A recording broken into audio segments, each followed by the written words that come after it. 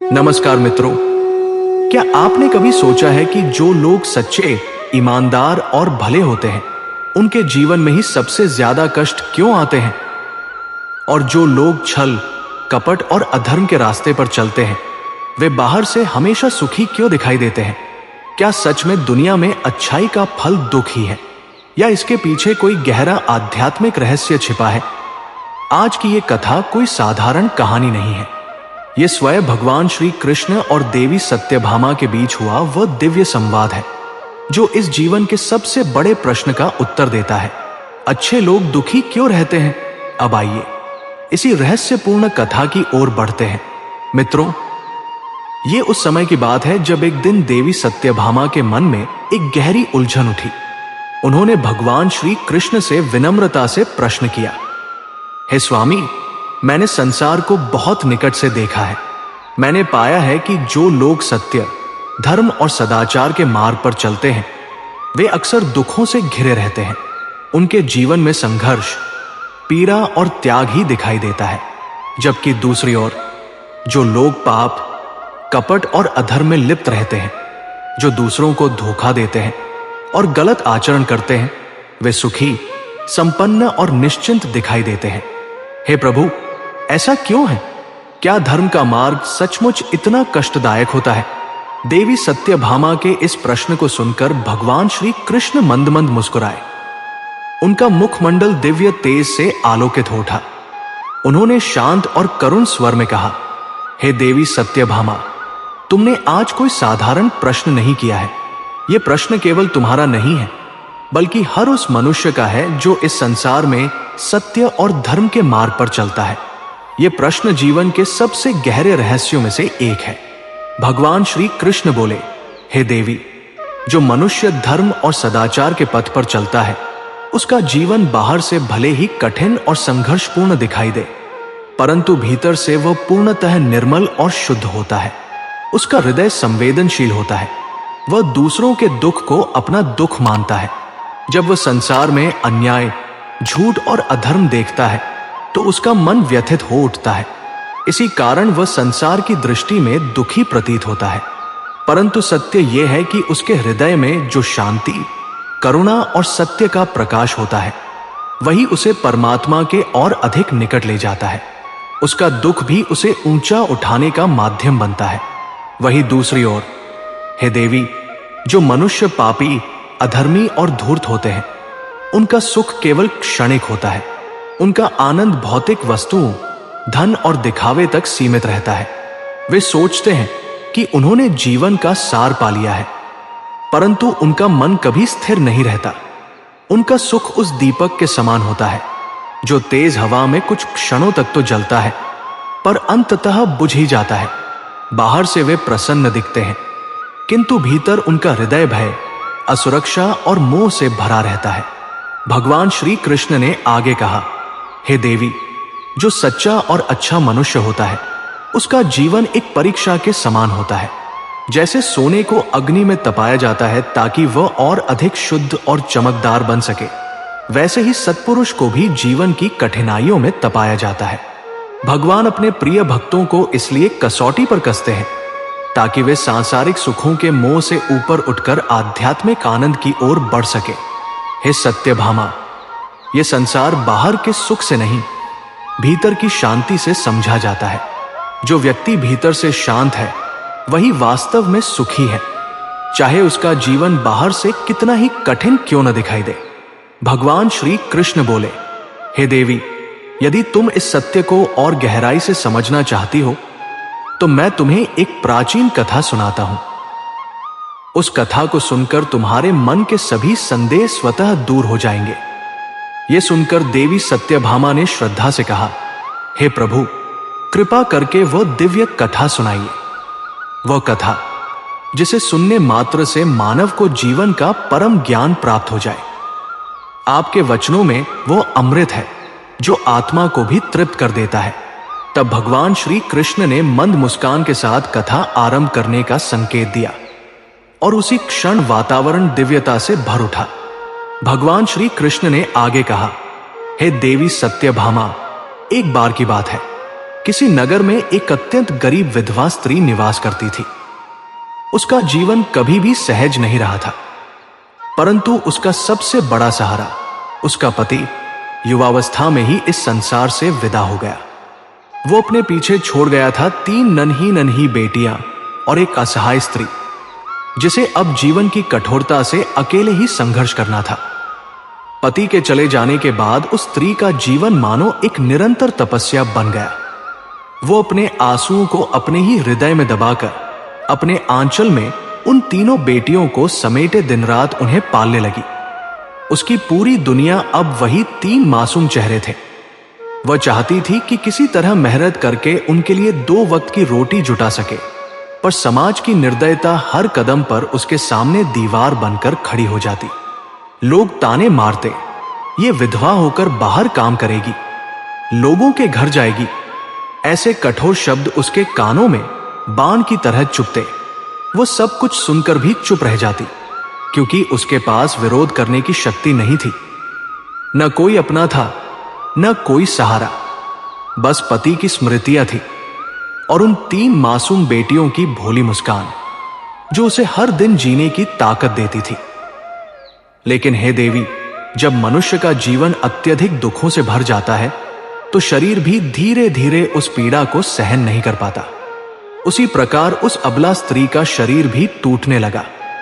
पति के वियोग का घाव और भविष्य की चिंता ने उसे भीतर से खोखला कर दिया। वो बीमार रहने लगी।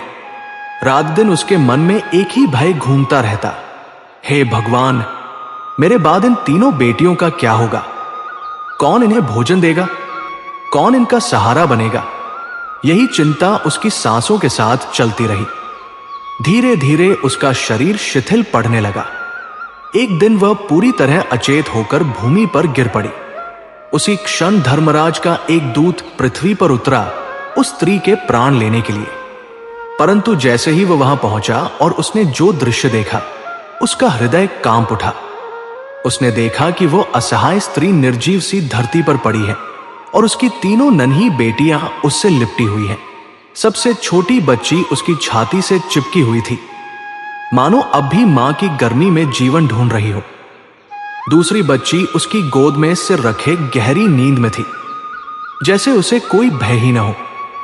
और तीसरी, जो सबसे बड़ी थी, रोते रोते अपनी मां को झकझोर रही थी।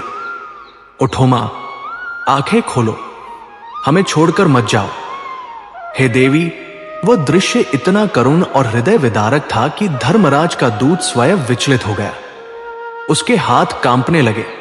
उसके मन में प्रश्न उठने लगा, क्या मैं इन 3 निर्दोष बालिकाओं को इसी अवस्था में अनाथ कर दूं? क्या यही न्याय है? उस क्षण उसके भीतर करुणा जाग उठी। उसकी आंखें भीग गई। वह सोचने लगा, यदि आज मैं इस स्त्री के प्राण ले गया तो इन तीनों मासूम आत्माओं का क्या होगा? क्या ये भूख से तड़पेंगी या फिर संसार की निर्दयता का शिकार बन जाएंगी? कर्तव्य एक ओर था और दया दूसरी ओर। उसके भीतर भयानक द्वंद्व चलने लगा। वह जानता था कि उसका कार्य धर्मराज की आज्ञा का पालन करना है, पर वह इन नन्ही बच्चियों के दुख से अपनी दृष्टि नहीं हटा पा रहा था। अंततः उसका हृदय पिघल गया। उसने स्वयं से कहा, इन बच्चियों का पिता पहले ही इस संसार से जा चुका है। यदि अब मैं इनकी मां को भी ले गया तो इनके लिए कौन बचेगा? यह सोचकर वह दूत उस स्त्री के प्राण लिए बिना ही लौट गया। जब वह यमराज के पास पहुंचा तो उसने अत्यंत विनम्र स्वर में कहा, हे प्रभु, मैं उस स्त्री के प्राण लेने पृथ्वी पर गया था, परंतु वहां जो दृश्य मैंने देखा उसने मेरा हृदय कंपा दिया। उसकी तीनों नन्ही बेटियां उसकी देह से लिपटी हुई थी। सबसे छोटी मां के स्तनों से चिपकी थी, दूसरी उसके माथे पर सिर रखकर सो रही थी और तीसरी रो रो कर मां को जगा रही थी। वहां कोई भी उनका सहारा बनने वाला नहीं था। यदि मैं उस स्त्री को ले आता तो वे तीनों बालिकाएं अनाथ और बेसहारा हो जाती। भगवान श्री कृष्ण ने आगे कहा, हे देवी सत्यभामा, पृथ्वी लोक के मनुष्य अब इतने अधिक स्वार्थी हो चले हैं कि बिना किसी स्वार्थ के कोई किसी का सहारा बनने को तैयार नहीं रहता। जो लोग सहायता भी करते हैं वे अक्सर बदले की अपेक्षा रखते हैं। या फिर उस उपकार को जीवन भर सामने वाले के सिर पर लादे रखना चाहते हैं। ऐसे समय में उस विधवा स्त्री जैसी निसहाय आत्मा का कोई रक्षक नहीं होता। धर्मराज के दूत ने द्रवित हृदय से कहा, हे स्वामी, मैं केवल इतना चाहता हूं कि उस विधवा को थोड़ा और जीवन मिल जाए, ताकि वो अपनी तीनों बेटियों को पाल पोस कर बड़ा कर सके। जब तक वे अपने पैरों पर खड़ी न हो जाए, तब तक तो उनकी मां का साया उनके सिर पर बना रहे। देवदूत की यह बात सुनकर धर्मराज का स्वर कठोर हो गया। उन्होंने डांटते हुए कहा, अरे मूर्ख पार्षद, ईश्वर द्वारा रची हुई इस सृष्टि में न तो कोई क्षण घटाया जा सकता है और न ही बढ़ाया जा सकता है। विधाता की इच्छा के बिना न हम किसी को जीवन दे सकते हैं और न ही समय से पहले किसी के प्राण ले सकते हैं। ईश्वर जो भी करते हैं वो समस्त सृष्टि के कल्याण के लिए ही करते हैं। तुम कौन होते हो विधाता के लेख को बदलने वाले? धर्मराज ने आगे कहा, तुमने उस स्त्री को यहां न लाकर ईश्वर के नियमों का उल्लंघन किया है। यह छोटा अपराध नहीं है, इसलिए तुम्हें इसका फल अवश्य भोगना पड़ेगा। जिस प्रकार तुमने पृथ्वी के मनुष्यों के प्रति अत्यधिक ममता दिखाई है, उसी के फल स्वरूप तुम्हें स्वयं पृथ्वी पर मनुष्य बनकर यह दंड भोगना होगा। यह सुनकर देवदूत ने विनम्रता से सिर झुकाया और कहा, हे धर्मराज, मेरा अपराध किसी अहंकार से नहीं बल्कि करुणा से प्रेरित था। मैंने केवल उन अनाथ और निसहाय बालिकाओं की व्यथा देखी। उनका भविष्य सोचकर मेरा हृदय पिघल गया। मैंने विधि व्यवस्था का उल्लंघन जानबूझकर नहीं किया, परंतु यदि मेरे इस कृत्य से नियम भंग हुआ है तो मैं उसका पूरा दंड सहने को तैयार हूं। फिर उसने करुण स्वर में विनती की, परंतु मेरी एक प्रार्थना है। आप जो दंड मुझे देने जा रहे हैं, कृपा करके वह ऐसा हो कि मैं उन बालिकाओं की रक्षा कर सकूं। यदि मुझे पृथ्वी पर मनुष्य का रूप धारण करना पड़े तो मैं उनकी सेवा करके अपने इस कृत्य की कुछ हद तक पूर्ति कर सकूं। मैं अपनी भक्ति, निष्ठा और करुणा के साथ क्षमा याचना करता हूं। जितना भी दंड मुझे सहना हो मैं सह लूंगा। बस उन नन्ही आत्माओं का कर्तव्य निभाने का अवसर दे दीजिए।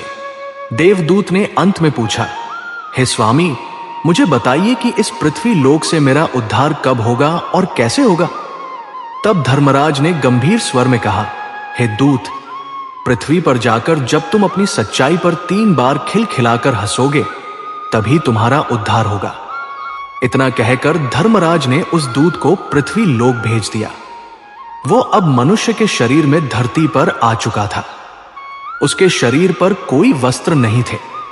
मित्रों, इस संसार का नियम है कि जब कोई मनुष्य जन्म लेता है तो वह नग्न नहीं आता, पर यह देवदूत जन्म लेकर नहीं आया था बल्कि दंड स्वरूप प्रकट हुआ था। इसलिए वह सड़क के किनारे निर्वस्त्र अवस्था में पड़ा ठंड से कांप रहा था। उसी समय वहां से एक मोची गुजर रहा था। वो अपने बच्चों के लिए कपड़े खरीदने जा रहा था ताकि उन्हें ठंड से बचा सके। रास्ते में उसने उस अजनबी को देखा जो ठंड से कांप रहा था और जिसके शरीर पर एक भी वस्त्र नहीं था।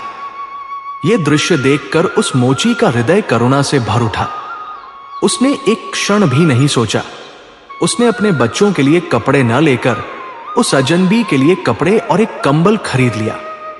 फिर वह उसके पास आया और उसे ओढ़ाते हुए बोला, भाई, मेरे साथ चलो।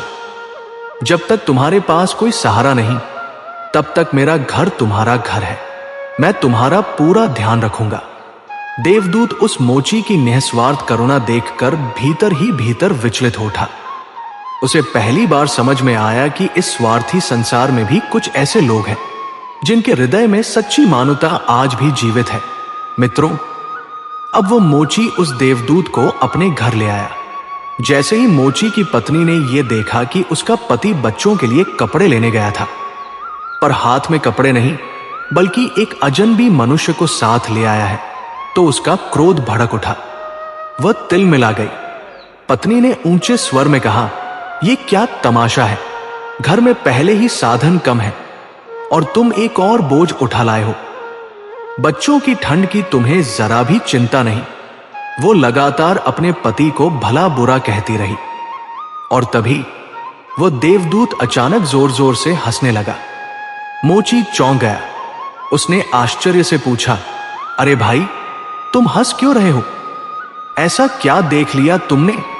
देवदूत हल्की मुस्कान के साथ बोला, भाई, मेरी इस हंसी का रहस्य मैं अभी नहीं बता सकता।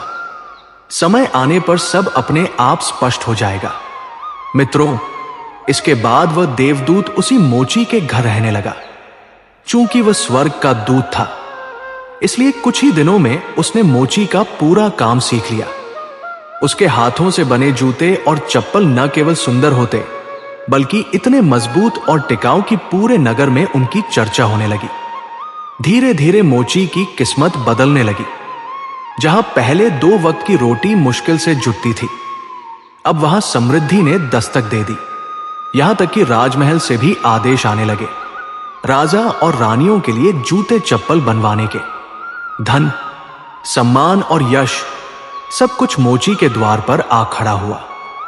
घर में सुख शांति छा गई। मित्रों, एक दिन की बात है। राजा का एक सैनिक उत्तम और अत्यंत कीमती चमड़ा लेकर मोची की दुकान पर आया। सैनिक ने सख्त स्वर में कहा, देखो मोची, महाराज इसी चमड़े के बने जूते पहनना चाहते हैं। यह चमड़ा बहुत मूल्यवान है। जरा सी भी चूक हुई तो परिणाम भयानक होगा। ध्यान रहे, इससे जूते ही बनेंगे, चप्पल नहीं। इतना कहकर सैनिक चमड़ा देकर चला गया। मोची ने तुरंत देवदूत को बुलाया और समझाया, भाई, यह राजा का आदेश है, जरा भी गलती मत करना। चमड़ा बहुत कम है, यदि भूल से भी चप्पल बन गई तो राजा हमें जीवित नहीं छोड़ेगा। लेकिन मित्रों, जब मोची ने देखा कि देवदूत उस चमड़े से चप्पल बना चुका है, तो उसके होश उड़ गए। वो घबरा कर चिल्लाया, अरे मूर्ख, मैंने तुझे साफ साफ समझाया था, जूते बनाने हैं। अब तो सब कुछ खत्म हो गया। राजा हमें मार डालेगा, मेरा पूरा परिवार उजड़ जाएगा। मोची की आंखों में भय और निराशा साफ दिखाई दे रही थी। तभी अचानक राजा का वही सैनिक दुकान पर आ पहुंचा। सैनिक को देखते ही मोची के हाथ पांव ठंडे पड़ गए। सैनिक बोला, मोची भाई, कल जो चमड़ा मैं तुम्हें देकर गया था, उससे जूते मत बनाना। आज सुबह हमारे महाराज का देहांत हो गया है और यहां की परंपरा है कि अंतिम यात्रा में राजा के चरणों में चमड़े की चप्पल पहनाई जाती है। मित्रों, यह सुनते ही मोची को ऐसा लगा मानो मृत शरीर में फिर से प्राण आ गए हों। उसके हाथ से डंडा छूट गया। वह दौड़कर देवदूत के चरणों में गिर पड़ा। आंखों से आंसू बहते हुए बोला, आप तो साक्षात देवता है। आज आपने मेरे पूरे परिवार की रक्षा कर ली। और तभी देवदूत जोर जोर से हंसने लगा। मोची ने चकित होकर पूछा, अब फिर हंसी? ये कैसी रहस्यमयी हंसी है? देवदूत बोला, भाई, अभी नहीं, समय आने पर सब जान जाओगे। मित्रों, कुछ दिनों बाद एक और दृश्य घटित हुआ। मोची की दुकान पर 3 युवा कन्याएं अपनी एक वृद्ध मां के साथ आई। उन तीनों का विवाह शीघ्र होने वाला था और वे जूते का नाप देने आई थी। जैसे ही देवदूत की दृष्टि उन पर पड़ी, वो एकदम ठिठक गया। उसका चेहरा गंभीर हो उठा, क्योंकि उसने तुरंत पहचान लिया, यही वे 3 बालिकाएं थीं, जिनकी मां को वो उस दिन यमलोक नहीं ले गया था और जिनके कारण आज वह स्वयं पृथ्वी पर मनुष्य बनकर दंड भोग रहा था। वो मन ही मन सोचने लगा, ये वही नन्ही बालिकाएं हैं। आज ये इतनी संस्कारी, सुंदर और आत्मविश्वास से भरी हुई है। निश्चय ही इन्हें प्रेम और सुरक्षा भरा जीवन मिला है। मित्रों, देवदूत की आंखों में संतोष के आंसू थे और उसके हृदय में पहली बार एक ऐसी हंसी जन्म ले रही थी जो उसके उद्धार का मार्ग बनने वाली थी। तभी वह वृद्धा, जो उन तीनों कन्याओं की मां के रूप में उनके साथ खड़ी थी, हल्के से मुस्कुराई और स्नेह भरे स्वर में बोली, हाँ बेटा, इनकी जननी तो इन्हें बचपन में ही छोड़कर इस संसार से चली गई थी। उस समय ये तीनों बिल्कुल निराश्रित थी। न पिता था, न कोई सहारा, न कोई देखने वाला। उस दिन इनकी असहाय अवस्था देखकर मेरा हृदय दया से भर उठा और मैंने इन्हें अपने पास रख लिया। वह बुढ़िया आगे कहने लगी, ईश्वर की कृपा से मेरे पास धन संपत्ति की कोई कमी नहीं है। करोड़ों की संपत्ति है, पर मेरा भी अपना कोई नहीं था। कोई मुझे मां कहने वाला नहीं था। इसलिए मैंने इन्हें अपने जीवन का उद्देश्य बना लिया। मैंने इन्हें अपनी सगी बेटियों की तरह पाला पोसा, पढ़ाया लिखाया, अच्छे संस्कार दिए। आज ये तीनों मेरे लिए भगवान का दिया हुआ सबसे बड़ा आशीर्वाद है। अब मैं इनका विवाह बहुत ही सुसंस्कृत और प्रतिष्ठित घरानों में करने जा रही हूं। मित्रों, उस वृद्धा के मुख से ये शब्द सुनते ही देवदूत की आंखें भर आई। उसका हृदय भीतर तक कांप उठा। आंसू अनायास ही उसके गालों पर बहने लगे। वो मन ही मन सोचने लगा, सचमुच परमात्मा जो करता है वो सदा अच्छे के लिए ही करता है। यदि उस समय इनकी मां का देहांत ना हुआ होता तो शायद ये तीनों बालिकाएं भयानक गरीबी, भूखमरी और दरिद्रता में अपना जीवन गुजार रही होती। पर उस मां के पूर्व जन्मों के पुण्य कर्मों और ईश्वर की अदृश्य योजना के कारण आज ये तीनों सुख, समृद्धि और सम्मान से भरपूर जीवन की ओर अग्रसर है। देवदूत के मन में विचार उमड़ पड़े। आज ये साधारण परिवार की नहीं, बल्कि बड़े और कुलीन घरानों की बहुएं बनने जा रही है। और जिस वृद्धा ने इन्हें अपनाया, उसकी अपार संपत्ति की ये अब वास्तविक वारिस भी है। ये सब देखकर देवदूत की आंखें और भी नम हो गई। उसका हृदय भीतर से थरथरा उठा। उसने स्वयं से कहा, जिस बात को मैं अपनी मूर्खता समझ रहा था, वही तो ईश्वर की सबसे महान योजना थी। जिस दंड को मैं श्राप मान बैठा था, वही तो मेरे उद्धार का मार्ग बन गया। उसी क्षण उसे धर्मराज के वे शब्द स्मरण हो आए, धरती पर जाकर जब तुम अपनी सच्चाई पर 3 बार खिलखिलाकर हंसोगे, तब तुम्हारा उद्धार होगा। और तभी वो अपने भावों को रोक ना सका। वो जोर जोर से हंस पड़ा, 1 बार, 2 बार और तीसरी बार। मित्रों, जैसे ही उसकी तीसरी हंसी पूरी हुई, उसके मुखमंडल से एक दिव्य आभा प्रकट हो उठी। पूरा वातावरण अलौकिक प्रकाश से भर गया। मोची ये दृश्य देखकर स्तब्ध रह गया। भय और विस्मय से उसका शरीर कांपने लगा। उसने घबराकर पूछा, अरे भाई, ये सब क्या हो रहा है? तुम इतनी जोर जोर से क्यों हंस रहे हो? अब तो बताओ, आखिर तुम्हारी इस हंसी का रहस्य क्या है? तब देवदूत गंभीर और शांत स्वर में बोला, हे भाई, अब मेरी तीनों हंसी पूरी हो चुकी है। अब मैं तुम्हें इस हंसी का रहस्य बताता हूं। सुनो, मैं कोई साधारण मनुष्य नहीं हूं, मैं स्वर्ग का एक देवदूत हूं। उसने आगे कहा, जो 3 कन्याएं अभी जूते का नाप देने आई थी, जब वे बहुत छोटी थी, तब उनकी मां का देहांत हो गया था। उनके पिता तो पहले ही इस संसार से जा चुके थे। उन तीनों अनाथ बालिकाओं पर मुझे दया आ गई थी, इसलिए मैं उनकी मां के प्राण यमलोक नहीं ले जा सका। यही मेरा अपराध था। और उसी अपराध के कारण धर्मराज ने मुझे श्राप दिया कि मैं धरती पर मनुष्य बनकर अपने कर्म का फल भोगूं। मैं नग्न अवस्था में सड़क किनारे पड़ा था, ठंड से कांप रहा था। उसी समय तुम वहां से गुजरे और मुझ पर दया की। तुमने अपने बच्चों के लिए रखे पैसों से मेरे लिए कंबल और वस्त्र खरीदे। जब तुम मुझे घर लाए, तब तुम्हारी पत्नी तुम पर क्रोधित हुई थी।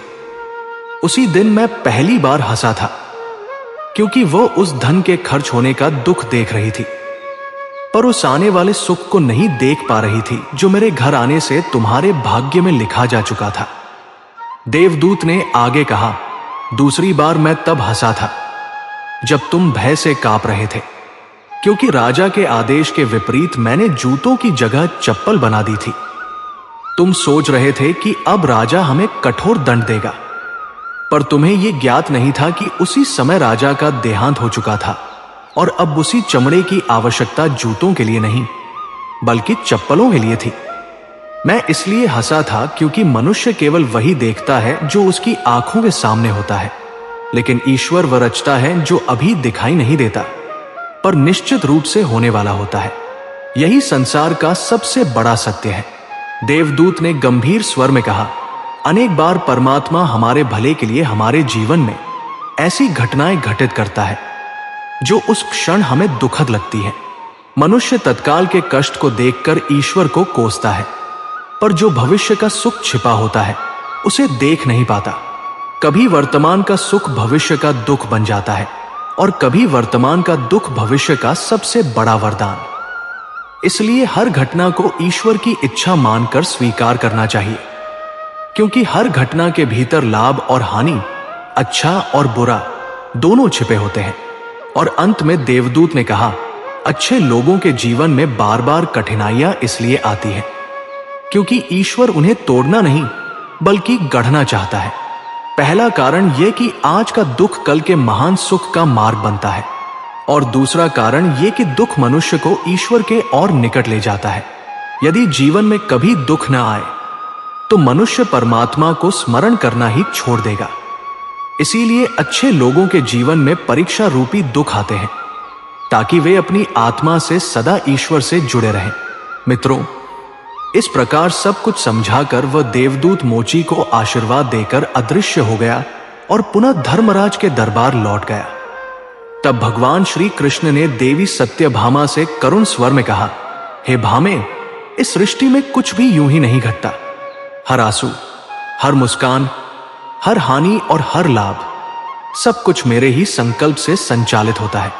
मनुष्य अपने कर्मों के अनुसार फल भोगता है, पर जो मुझ पर अटूट श्रद्धा रखता है वह दुख में भी सुख का अर्थ खोज लेता है।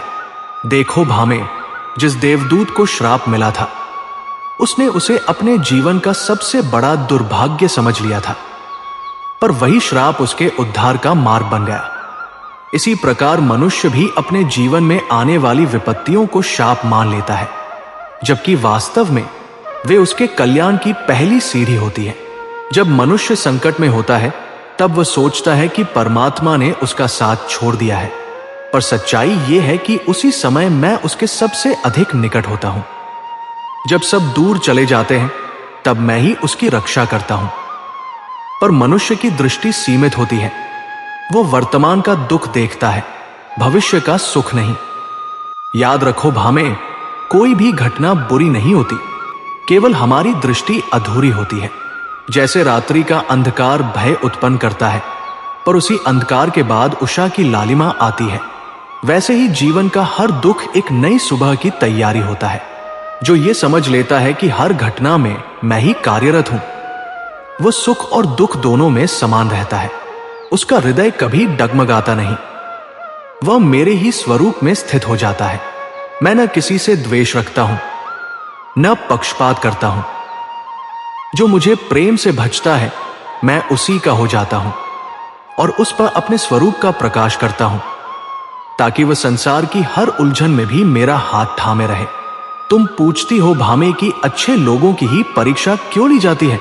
तो सुनो, परीक्षा उसी की होती है जो उत्तीर्ण होने योग्य हो। मिट्टी की ढेलियां नहीं, सोना ही अग्नि में तपाया जाता है, और जब वह तपकर निखरता है तभी उसके तेज से पूरा संसार आलोकित होता है। इसलिए भामे, जब भी जीवन में विपरीत परिस्थितियां आए, घबराना मत। उन्हें मेरा संदेश समझना, क्योंकि मैं वही देता हूं जो तुम्हारे उत्थान के लिए आवश्यक होता है। जो ये जान लेता है कि सब कुछ मेरे ही संकल्प से है, वो न दुख में टूटता है न सुख में मोहित होता है। वही सच्चा ज्ञानी है, वही मेरा भक्त है, और वही अंततः इस संसार से मुक्त होता है। इतना कहकर भगवान श्री कृष्ण मौन हो गए। मित्रों, आशा है ये दिव्य कथा आपके हृदय को स्पर्श कर गई होगी और आपको जीवन को एक नई दृष्टि से देखने की प्रेरणा मिली होगी। अगर आपको ये आध्यात्मिक ज्ञान अच्छा लगा हो तो वीडियो को लाइक जरूर करें, इसे अपने दोस्तों और परिवारजनों के साथ शेयर करें, और ऐसे ही ज्ञानवर्धक वीडियो पाने के लिए चैनल को सब्सक्राइब करना न भूलें। कमेंट में लिखिए जय श्री कृष्ण, क्योंकि आपका एक छोटा सा कमेंट हमारी मेहनत के लिए सबसे बड़ा आशीर्वाद बन जाता है।